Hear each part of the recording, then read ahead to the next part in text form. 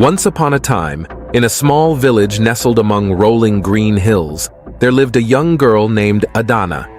She was just 12 years old with bright eyes and a kind smile. Adanna lived with her loving family, her father Chidi, her mother Nineka, and her older sister Amara. Their home was filled with warmth, laughter, and the delicious smells of Neka's cooking. Chidi worked hard as a farmer, tending to his yam fields and palm oil trees. He was known throughout the village for his generosity, often sharing his harvest with those in need. Neka kept their mud brick home spotless and cozy, weaving beautiful baskets to sell at the market. Amara, at 15, helped her parents and looked after Adanna like a second mother. Every evening, the family would gather around a crackling fire to share stories and songs. Adanna loved these moments most of all. She would sit on her father's knee, eyes wide with wonder as he told tales of brave warriors and clever animals. Her mother's sweet voice filled the air with lullabies, while Amara taught Adanna to clap along with traditional rhythms. During the day, Adanna attended the village school with the other children. Though the classroom was simple, just wooden benches under a thatched roof, she eagerly soaked up every lesson. She dreamed of one day becoming a teacher herself, to share knowledge with future generations. Life wasn't always easy in the village. Sometimes the rains didn't come, and crops would wither in the fields. Other times, sickness would sweep through the community. But through it all, Adanna's family stuck together. They faced each challenge with courage and faith, knowing that their love for each other could overcome any obstacle. Adanna's best friends were two girls her age, Olana and Chiamaka. The three were inseparable, spending their free time playing games in the village square or exploring the nearby forest. They would climb trees, splash in the cool stream, and make up fantastic stories about magical creatures living in the woods. As happy as Adanna was, she sometimes wondered what lay beyond the boundaries of her small village. She had heard whispers of big cities with tall buildings and strange machines. While curious, the thought of leaving home scared her a little. Her village, with its familiar sights and sounds, was her whole world. One day, as Adanna was helping her mother in the garden, Neka said, "My child, always remember that true happiness comes from within. No matter where life takes you, carry the love of your family in your heart. It will give you strength in dark times." Adanna nodded, not fully understanding the weight of her mother's words. How could she know that soon those words would become her lifeline? It was a night like any other when everything changed. The family had finished their evening meal and were settling down to sleep. Adanna was curled up on her mat, listening to the gentle snores of her sister beside her. Suddenly, a loud crack split the air, followed by screams of terror. "Fire! Fire!" The shouts jolted Adanna awake. Smoke was already filling their small home. She could see orange flames licking at the thatched roof. "Adanna! Amara!" Her father's voice boomed through the chaos. "Get out now!" Heart pounding, Adanna scrambled to her feet. She reached for Amara's hand, but in the thick smoke she couldn't find her sister. Coughing and choking, she stumbled towards the door. The heat was intense, singeing her hair and skin. Outside, the night sky glowed an angry red. Villagers ran back and forth, passing buckets of water in a desperate attempt to douse the flames. But the fire was too strong, fueled by the dry season winds. Adanna stood frozen, watching in horror as her home, her whole world, burned before her eyes. "Mama! Papa! Amara!" she screamed, her voice lost in the roar of the flames. Strong hands grabbed her shoulders, pulling her back from the inferno. It was her father's friend, Uncle Emeka. "Adanna, you can't go back in there," he said, his voice choked with sorrow. "It's too late." As the truth sank in, Adanna felt her legs give way. She collapsed to the ground, wailing in anguish. In one terrible night, she had lost everything: her home, her family, her sense of safety and belonging. The village rallied around Adanna in the days that followed. Everyone did what they could to comfort the orphaned girl. Olana's family took her in, giving her a place to sleep and sharing their meager meals. But nothing could fill the gaping hole in Adanna's heart. She would sit for hours, staring blankly at the charred remains of her home. The once cheerful voices of her family now echoed only in her memories. At night, she would wake up screaming, reliving the terror of the fire in her. Adanna felt lost, adrift in a world that no longer made sense. The simple joys of her childhood, playing with friends, helping her mother cook, listening to her father's stories, all seemed to belong to another life. She was a different person now, marked by tragedy and grief. Weeks passed, and life in the village slowly began to return to normal. But for Adanna, nothing would ever be the same. She went through the motions of daily life like a sleepwalker, barely aware of her surroundings. Then one day, a stranger arrived in the village. She was a tall, elegant woman dressed in colorful, flowing robes. Her name was Madame Nena, and she said she had come from the big city to help orphaned children. The villagers gathered around Madame Nena, curious about this sophisticated visitor. She spoke of opportunities in the city, schools with proper classrooms, jobs that paid real money, and a chance for a better life. When Madame Nena's eyes fell on Adanna, they lit up with interest.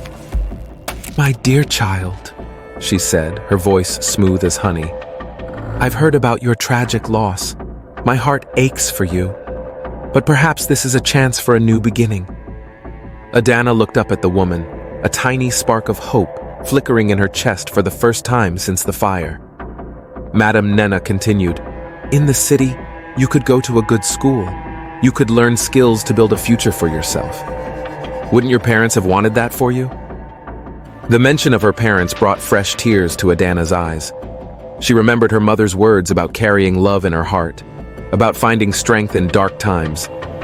Maybe this was the chance she needed to honor her family's memory. The village elders were hesitant. They had heard stories about the dangers of the big city, about innocent village children being led astray. But Madame Nena assured them that she ran a reputable home for orphans. She would personally see to Adanna's education and well-being. In the end, it was Adanna's decision. She looked around at the familiar faces of her village, at the place that held all her childhood memories. Then she thought of the fire, of the pain that lingered in every corner of this place. "I want to go," she said softly. "I want to learn and grow strong so I can come back one day and help our village." And so, with a mixture of fear and hope, Adanna packed her few belongings and said goodbye to the only home she had ever known. Olana and Chiamaka hugged her tightly, promising to write letters. Uncle Emeka placed a protective hand on her shoulder, reminding her that she would always have family here. As Adanna climbed into Madame Nena's shiny car, she took one last look at her village. The golden afternoon sun bathed everything in a warm glow, as if the land itself was bidding her farewell. With a heavy heart but a determined spirit, Adanna set off towards an uncertain future. The journey to the city was long and overwhelming for Adanna. She had never been in a car before, and the speed made her dizzy. As they traveled, the landscape changed dramatically. The familiar rolling hills and forests gave way to flat, open lands. Then, on the horizon, Adanna saw something that took her breath away. Tall buildings stretching up to the sky. "That, my dear, is the city," Madame Nena said with a smile. "Your new home." As they drove into the city, Adanna's head spun with all the new sights and sounds. There were so many people, more than she had ever seen in one place. Cars honked, vendors shouted, and music blared from shops. The smells were a mix of exhaust fumes, cooking food, and something else Adanna couldn't quite place. They pulled up to a large house with high walls and a big iron gate. "Welcome to Hope House," Madame Nena announced. "This is where you'll be staying with other girls like yourself." Inside, Adanna met a group of girls ranging from her age to older teenagers. They all had similar stories, orphaned or abandoned, brought to the city for a chance at a better life. Some seemed happy and welcoming, while others looked wary and withdrawn.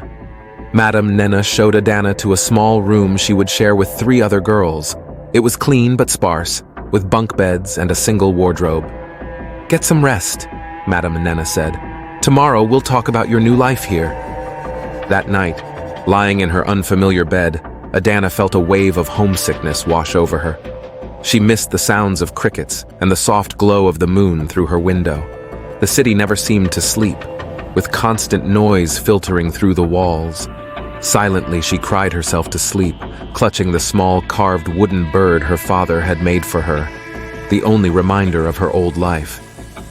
The next morning, Madame Nenna gathered all the girls in the main room.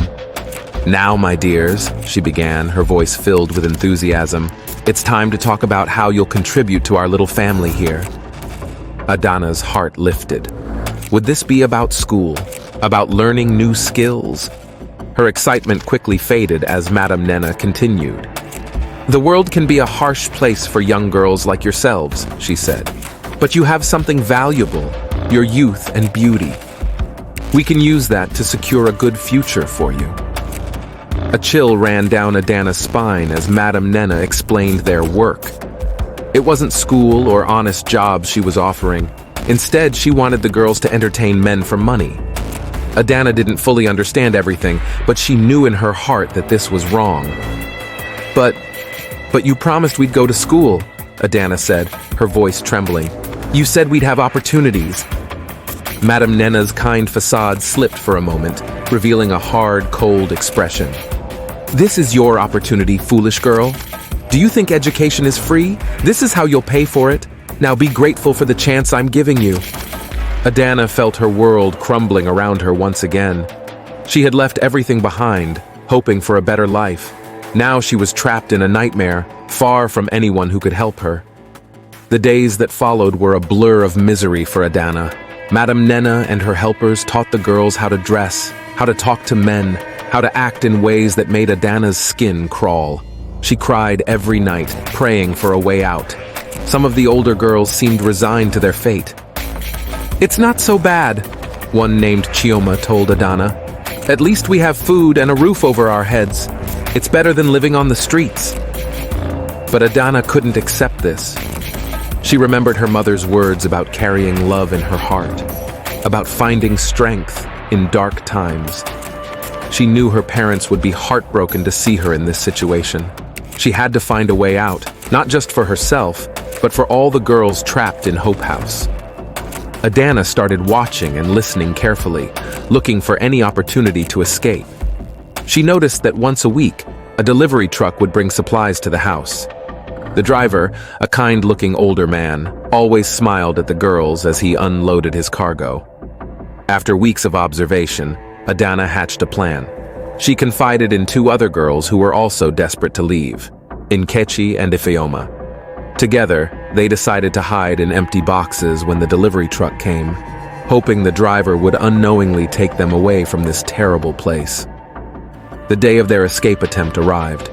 Hearts pounding, the three girls slipped into large cardboard boxes in the storage room. They hardly dared to breathe as they heard the truck arrive, and men's voices as goods were unloaded and loaded. Suddenly, there was a shout. "Where are those troublemakers? Find them now!" Madame Nenna had discovered their absence. Adanna's box was roughly yanked open, and she found herself staring into the furious face of her captor. The punishment for their escape attempt was severe. The girls were locked in a dark room for days, given only scraps of food and water. Madame Nenna's words rang in their ears. "You ungrateful wretches. After all I've done for you, this is how you repay me? You'll learn your lesson now." Adanna's spirit was nearly broken. She had tried so hard to be brave, to find a way out. Now it seemed all hope was lost. But in the darkness of that room, something unexpected happened. The girls began to talk, really talk, sharing their stories and their fears. Nkechi spoke of her village by the sea, of the day when strangers came and took her away from her fishing family. Ifeoma told of life on the streets after her parents died, and how Madame Nenna had seemed like an angel of mercy at first. As they shared their pain, a bond formed between the girls. They realized they weren't alone in their suffering. Together, they found a strength they didn't know they had. "We can't give up," Adanna whispered fiercely. "We have to keep trying, for ourselves and for all the other girls here." When they were finally let out of the room, something had changed. There was a new determination in their eyes, a quiet defiance that unsettled Madame Nena and her helpers. The girls began to work together in secret. They started small, passing messages, creating distractions to help each other avoid the worst clients, looking out for new girls who arrived at the house. Slowly, carefully, they built a network of trust and support. Adanna never stopped watching for a chance to escape, but now she knew she couldn't leave the others behind. They would find a way out together or not at all. Months passed, and life at Hope House settled into a grim routine. Adanna and her friends did what they had to do to survive, but they never stopped planning, never stopped hoping for freedom. Then one day, everything changed again. A new girl arrived at the house, a quiet, wide-eyed child named Onyeka. There was something familiar about her that tugged at Adanna's heart. As Onyeka told her story, Adanna's suspicions were confirmed. Onyeka was from her village. She had been orphaned in another fire, and Madame Nena had brought her to the city with the same false promises. Hearing about her village stirred something deep inside Adanna. Memories of her family, of the simple joys of her childhood came flooding back. With those memories came a renewed sense of purpose and a burning anger at the injustice of their situation. "We have to do something," Adanna told her friends that night. "Not just for us, but for all the girls who might fall into this trap. We have to find a way to stop Madame Nena." It was a daunting task. Madame Nena was powerful and well-connected. The girls had no money, no resources, and no one to turn to for help. But they had something Madame Nena didn't expect: the strength that comes from unity and the fierce determination of those who have nothing left to lose. Adanna and her friends began to gather information. They eavesdropped on Madame Nena's conversations, piecing together details about her operation. They memorized names and dates, building a picture of the network that brought girls from villages to the city. They also started reaching out to some of the kinder clients, men who seemed uncomfortable with the situation and might be willing to help. It was risky, but they knew they needed allies on the outside. One of these men was a journalist named Cheek. When he realized the true nature of Hope House, he was horrified. He promised to help the girls, but warned them to be careful. "Madame Nena has friends in high places," he said. "We'll need solid evidence to bring her down." Adanna and her friends took turns sneaking into Madame Nena's office at night, searching for documents that could prove what was happening at Hope House. It was dangerous work. If they were caught, the consequences would be severe. But they knew it was their only chance for freedom. One night, as Adanna was carefully going through a drawer of files, she heard footsteps approaching. Her heart pounding, she quickly slipped behind a heavy curtain. From her hiding place, she watched as Madame Nena entered the room with a man she didn't recognize. "The business is growing," Madame Nena was saying. "We're bringing in more girls from the villages every month, but we need to be careful. There are rumors that the police are starting to ask questions." The man laughed dismissively. "Don't worry about the police. I have friends in the right places. As long as we keep the money flowing, they'll look the other way." Adanna's blood ran cold as she listened to them discuss their plans to expand their operation. They talked about bribes, about forged documents, about ways to keep the girls under control. It was clear that this went far beyond just Hope House. It was a large, organized network of child trafficking. When they finally left, Adanna emerged from her hiding place, shaken but more determined than ever. She knew now that they weren't just fighting for their own freedom, but for the safety of countless other girls. The next day, Adanna shared what she had overheard with her friends and with Cheek. The journalist was grim but unsurprised. "This is bigger than we thought," he said. "But that also means when we bring it down, we'll be helping even more people. Keep gathering evidence. I'll start preparing my report." Over the next few weeks, the girls worked tirelessly to collect proof of Madame Nena's crimes. They secretly took photos of documents, recorded conversations when they could, and wrote down everything they saw and heard. All the while, they had to maintain the illusion of obedience. It was hard, knowing what they knew, to keep playing along with Madame Nena's cruel game. But they knew that if they gave themselves away too soon, all would be lost. The strain began to show. Some girls became nervous and wanted to back out. Others grew reckless, taking unnecessary risks. Adanna found herself acting as a leader, encouraging the scared, calming the rash, and reminding everyone of what they were fighting for. "Remember your families," she would say. "Remember the lives we left behind. We're doing this so no other girl has to go through what we've endured." Finally, after what felt like an eternity of fear and secrecy, they had enough evidence. Cheek told them he was ready to publish his exposé, but he warned them that things would get dangerous once the story broke. "Madam Nena and her associates won't go down without a fight," he said. "You girls need to be ready to leave as soon as the article is published. I've arranged a safe house where you can stay until the authorities sort everything out." The night before the article was set to appear in the newspapers, Adanna couldn't sleep. She lay awake, thinking about everything that had led her to this moment. The fire that took her family, Madam Nena's false promises, the horrors of Hope House, and the courage she and her friends had found in each other. She thought about her parents and her sister. Would they be proud of her? She hoped so. She had tried to live by the values they had taught her, even in the darkest of times. As dawn broke, Adanna gathered the other girls. "Today is the day," she said softly. "Whatever happens, we face it together." They went about their morning routines as usual, hearts racing, watching the clock. Madam Nena seemed to sense something was off. She kept looking at the girls suspiciously, but couldn't pin down what was wrong. Then, just as the midday sun reached its peak, they heard a commotion outside. Car doors slammed, voices shouted. Madam Nena rushed to the window, her face paling as she saw police cars surrounding the house. "Run!" Adanna shouted to the other girls. In the confusion, they managed to slip out a back door, racing towards the meeting point Chike had arranged. As they ran through the streets, Adanna could hear the sound of more sirens in the distance. She knew that all across the city, other houses like theirs were being raided. The network was being dismantled. They reached the safe house, breathless and trembling with a mixture of fear and exhilaration. Chike was there, along with kind-faced women who introduced themselves as social workers. "You're safe now," one of the women said gently. "You've been so brave. Now let us take care of you."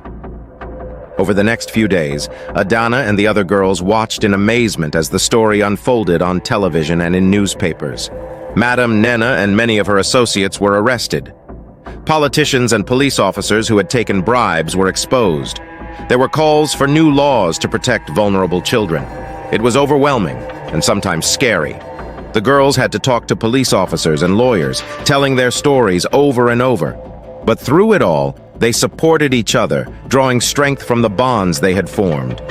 Slowly, plans began to take shape for the girls' futures. Some, like Onyeka, had families they could return to. Others would need new homes and a lot of support to recover from their ordeals. Adanna thought long and hard about what she wanted to do. Part of her longed to return to her village, to the simple life she had known. But she also knew that she had changed. She had seen both the worst and the best of humanity, and she wanted to use that knowledge to help others. In the end, she decided to stay in the city. She would get the education she had been promised and then work to help other girls who had been through similar experiences. She wanted to be a voice for those who couldn't speak for themselves. As she shared her decision with her friends, Adanna felt a sense of peace wash over her. For the first time in a long time, she felt hopeful about the future. "We did it," she said softly, looking around at the girls who had become her sisters in all but blood. "We found a way out, not just for ourselves, but for others too." Nkechi squeezed her hand. "We did it together," she said, "just like you always said we would." Adanna nodded, tears in her eyes. She thought of her mother's words about carrying love in her heart and finding strength in dark times. She had done that, and more. She had found a new family, a new purpose. As the sun set over the city, casting a golden glow over the buildings, Adanna felt a flutter of excitement in her chest. Tomorrow would bring new challenges, but also new opportunities. She was ready to face whatever came next, knowing that she had the strength and the support to overcome any obstacle. And so Adanna's story didn't end with escape. It was just beginning. She had survived, she had fought back, and now she would thrive. She would make sure that her voice and the voices of girls like her would be heard. She would turn her pain into purpose, her suffering into strength. As she drifted off to sleep that night, Adanna whispered a quiet thank you to her parents, wherever they were. She had kept their love in her heart, just as her mother had told her to. That love had been her guiding light in the darkest of times, and it would continue to light her way as she stepped into her new life. The story of Adanna spread far and wide, inspiring others to take action against child trafficking and exploitation. In villages across the country, parents and elders became more vigilant, wary of smooth-talking strangers promising a better life in the city. In the cities themselves, people began to look more closely at the children around them, to question situations that didn't seem right. Adanna herself became a symbol of hope and resilience. As she pursued her education, she also began to speak out about her experiences. At first, it was hard to talk about the painful memories, but she found that sharing her story helped her heal. More importantly, it helped others understand the realities of child trafficking and the importance of protecting vulnerable children. She started small, speaking to school groups and community organizations. But as her confidence grew, so did her audience. Soon, she was addressing government committees, international conferences, and even the United Nations. Every child deserves to be safe, she would say.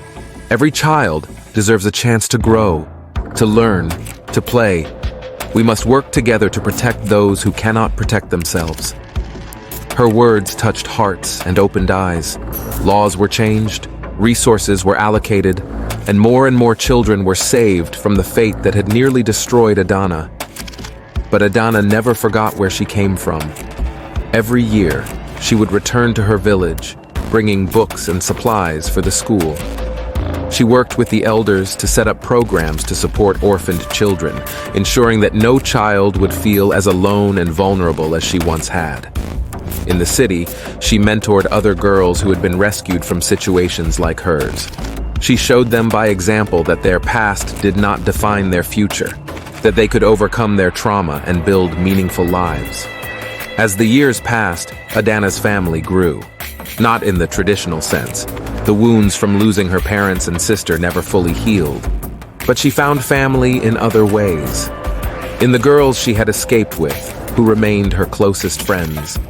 In the children she helped rescue and rehabilitate. In the communities she worked with, both in the city and in her village. One day, as Adanna stood before a group of young girls, sharing her story once again, she caught sight of her reflection in a window. She saw a strong, confident woman, so different from the scared little girl she had once been. Yet in her eyes, there was still that spark of determination, that refusal to give up no matter how dark things seemed. She thought about how far she had come, about all the lives that had been changed because she and her friends had found the courage to stand up against injustice. She thought about the network of support and protection that was growing stronger every day, spanning villages and cities, crossing borders and oceans. And in that moment, Adanna felt a profound sense of gratitude, grateful for the strength she had found within herself, grateful for the people who had helped her along the way, grateful for the opportunity to turn her pain into purpose. As she looked out at the eager faces before her, Adanna smiled. She saw in these girls the same hope, the same potential that she had once struggled to see in herself. And she knew that as long as there were people willing to stand up for what was right, to protect the vulnerable and fight for justice, there would always be hope. Remember, she told the girls, her voice strong and clear, you are stronger than you know. Your voice matters. Your life matters. And together we can create a world where every child is safe, every child is valued, every child has the chance to reach for their dreams. As the girls applauded, their eyes shining with admiration and hope, Adanna felt a warmth in her heart. She knew that her journey was far from over. There would always be more children to help, more battles to fight. But she was ready. She had found her purpose, her calling. And so the girl who had once been lost and alone stood tall, a beacon of hope in a world that sometimes seemed too dark. Her story, a testament to the power of resilience, the strength of unity, and the enduring light of hope, would continue to inspire generations to come. For Adanna had learned, and now taught others, the most important lesson of all, that even in the darkest of times, there is always hope. And with hope courage, and the support of others, it is possible to not just survive, but to thrive, to make a difference, to change the world. And that, perhaps, was the greatest victory of all.